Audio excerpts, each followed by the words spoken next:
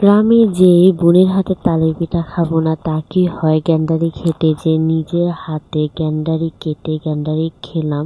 সব মিলে আজকের দিনটা কেমন গিয়েছে তাই আপনাদের এক্সপ্লেন করব, তাই পুরো ভিডিওটি স্কিপ না করে আমার সাথে দেখেন। আসসালামু আলাইকুম গাইস, সবাই কেমন আছেন? আজকে আমি চলে গেলাম গ্যান্ডারি খেতে।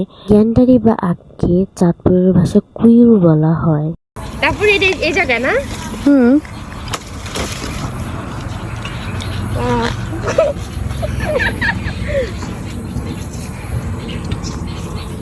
ফাইমেটিক আসো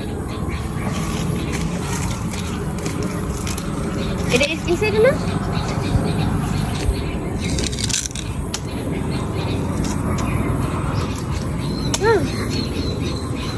আমার তো কাটে না কেন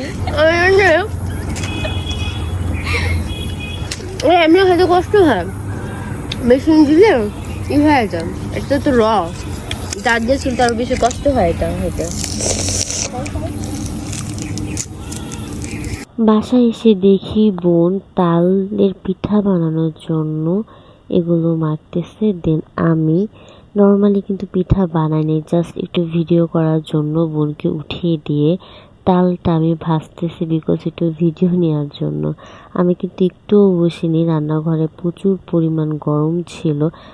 তালের পিঠা কিন্তু এগুলো আপুই ভেজেছে, আর আমি নর্মালি তালের পিঠা খেয়ে টেস্ট করে দেখলাম, আমার অনেক ভালো লাগে। আর তালের পিঠা আমি কিন্তু বেশি খেতে পারি না, কারণ আমার প্রচুর পরিমাণ গ্যাস্ট্রিকের প্রবলেম হয়।